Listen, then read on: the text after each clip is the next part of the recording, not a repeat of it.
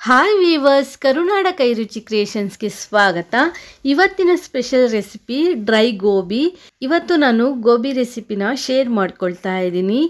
ಮನೆಯಲ್ಲಿ ಸಣ್ಣ ಸಣ್ಣ ಮಕ್ಕಳಿದ್ದಾಗ ಹೊರಗಡೆಯಿಂದ ಗೋಬಿ ತಂದು ಕೊಡೋ ಬದಲು ಮನೆಯಲ್ಲಿ ಈ ರೀತಿ ಮಾಡಿಕೊಟ್ರೆ ಅವ್ರು ಇಷ್ಟಪಟ್ಟು ತಿಂತಾರೆ ಅಂತಲೇ ಹೇಳ್ಬೋದು. ಹೊರಗಡೆ ಚಳಿ ಇರೋದ್ರಿಂದ ಈ ರೀತಿ ಕ್ರಿಸ್ಪಿಯಾಗಿ ಏನಾದರೂ ಮಾಡ್ಕೊಂಡು ತಿನ್ನಬೇಕು ಅನಿಸುತ್ತೆ. ಸೊ ಹೇಗೆ ಮಾಡೋದು ಅಂತ ನೋಡೋಣ ಬನ್ನಿ. ನಾನಿಲ್ಲಿ ಒಂದು ಫುಲ್ ಗೋಬಿಯನ್ನು ತೆಗೆದುಕೊಂಡಿದ್ದೀನಿ, ಅಂದರೆ ಹೂಕೋಸನ್ನು ತೆಗೆದುಕೊಂಡು ಈ ರೀತಿ ಸಣ್ಣ ಸಣ್ಣ ಪೀಸನ್ನು ಮಾಡಿ ಇಟ್ಕೊಂಡಿದ್ದೀನಿ. ಹೂಕೋಸನ್ನು ನೀಟಾಗಿ ನೋಡಿ, ಹುಳಗಳೇನಾದರೂ ಇರುತ್ತೆ, ಸೊ ನೀಟಾಗಿ ಕ್ಲೀನ್ ಮಾಡಿಕೊಂಡು ಸಣ್ಣ ಸಣ್ಣ ಪೀಸ್ ಮಾಡಿ ಇಟ್ಕೊಳ್ಳಿ.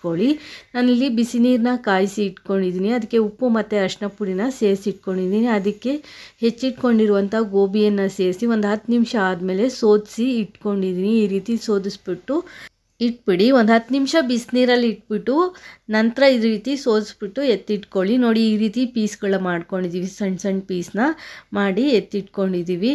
ಈ ಸ್ವಲ್ಪ ನೀರಿನ ಅಂಶ ಎಲ್ಲ ಫುಲ್ಲು ಸೋಸೋಗಲಿ, ಅಂದರೆ ಡ್ರೈ ಆಗಲಿ, ಅಲ್ಲಿವರೆಗೂ ನಾನು ಒಂದು ಚಟ್ನಿಯನ್ನು ಮಾಡ್ಕೊಳ್ತಾ ಇದ್ದೀನಿ. 1 ಹಿಡಿ ಪುದೀನ ಸೊಪ್ಪು, 1 ಹಿಡಿ ಕೊತ್ತಂಬರಿ ಸೊಪ್ಪು. ನಾನಿದು ಪುದೀನ ಚಟ್ನಿ ಮಾಡ್ಕೊಳ್ತಾ ಇದ್ದೀನಿ, ಚೆನ್ನಾಗಿರುತ್ತೆ ಅಂತ ಹೇಳಿ. 2 ಹಸಿಮೆಣಸಿನ್ಕಾಯಿ, 2 ಇಳುಕು ಬೆಳ್ಳುಳ್ಳಿ, ಸಣ್ಣ ಕಡಲೆಕಾಳು ಗಾತ್ರದ್ದು ಹುಣಸೆ ಹಣ್ಣು, ಹಾಗೆ ಒಂದು ಅರ್ಧ ಚಮಚ ಉಪ್ಪು, ಇದ್ರ ಜೊತೆ ಒಂದು 1/4 ಚಮಚ ಸಕ್ಕರೆಯನ್ನು ಸೇರಿಸಿ ನುಣ್ಣಗೆ ರುಬ್ಕೊಳ್ಳಿ. ನಾನಿಲ್ಲಿ ಸಕ್ಕರೆ ಹಾಕೋದನ್ನು ತೋರಿಸಿಲ್ಲ. ನೋಡಿ, ಈ ರೀತಿ ನುಣ್ಣಗೆ ರುಬ್ಕೋಬೇಕಾಗತ್ತೆ. ಈಗ ಪುದೀನ ಚಟ್ನಿ ರೆಡಿ ಆಗಿದೆ. ಈಗ ಗೋಬಿಗೆ ಮಸಾಲಾನ ರೆಡಿ ಮಾಡ್ಕೊಳ್ಳೋಣ. 3/4 ಕಪ್ಪು ಕಾರ್ನ್ಫ್ಲೋರು, 1/4 ಕಪ್ಪು ಮೈದಾ, 1/4 ಕಪ್ಪು ಅಕ್ಕಿ ಹಿಟ್ಟು, 1/4 ಚಮಚ ಅರಿಶಿಣದ ಪುಡಿ, 1/4 ಚಮಚ ಗರಂ ಮಸಾಲ, 1/4 ಚಮಚ ಜೀರಿಗೆ ಪುಡಿ, ದಪ್ಪ ಚಮಚದಲ್ಲಿ 1 ಚಮಚ ರೆಡ್ ಚಿಲ್ಲಿ ಪೌಡರ್, ಕೆಂಪು ಮೆಣಸಿನ ಪುಡಿ, ಹಾಗೆ ರುಚಿಗೆ ತಕ್ಕಷ್ಟು ಉಪ್ಪು. ನಾನಿಲ್ಲಿ ಒಂದು ಅರ್ಧ ಚಮಚ ಆಗುವಷ್ಟು ಉಪ್ಪನ್ನು ಸೇರಿಸ್ಕೊಂಡಿದ್ದೀನಿ. ಈಗ ಚೆನ್ನಾಗಿ ಮಿಕ್ಸ್ ಮಾಡ್ಕೊಳ್ಳಿ. ಎಲ್ಲ ಇಂಗ್ರೀಡಿಯೆಂಟ್ಸು ಒಂದಕ್ಕೊಂದು ಹೊಂದ್ಕೋಬೇಕು, ಆ ರೀತಿ ನೀಟಾಗಿ ಮಿಕ್ಸ್ ಮಾಡ್ಕೊಳ್ಳಿ.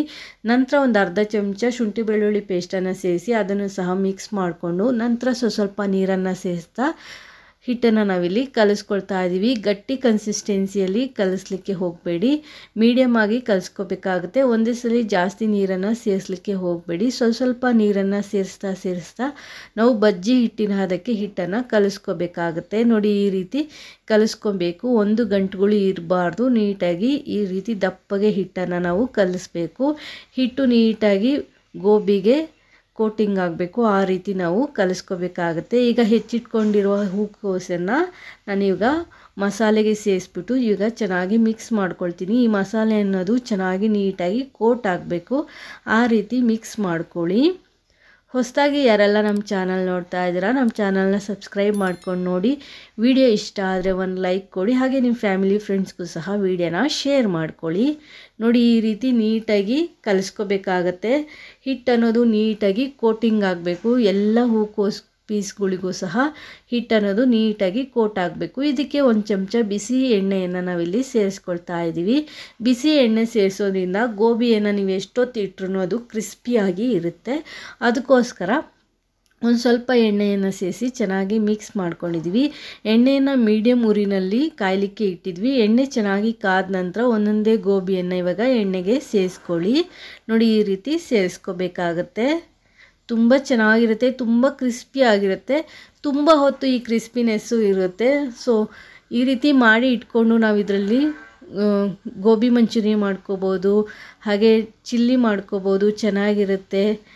ಒಂದ್ಸಲ ಟ್ರೈ ಮಾಡಿ ನೋಡಿ. ನಾವು ಊಟಕ್ಕೆ ಅಂತ ಹೇಳ್ಬಿಟ್ಟು, ಸೈಡ್ ಡಿಶ್ಗೆ ಅಂತ ಹೇಳ್ಬಿಟ್ಟು ಈ ರೀತಿ ಗೋಬಿನ ಫ್ರೈ ಮಾಡ್ಕೊಂಡಿದ್ದೀವಿ.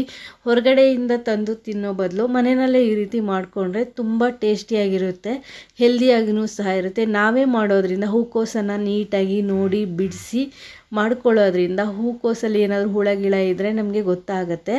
ಸೊ ನೀಟಾಗಿ ಮಾಡ್ಕೊಳ್ಳೋದ್ರಿಂದ ನಮಗೂ ಹೆಲ್ದಿ ಅನಿಸುತ್ತೆ, ನೀಟಾಗಿದೆ ಅನಿಸುತ್ತೆ.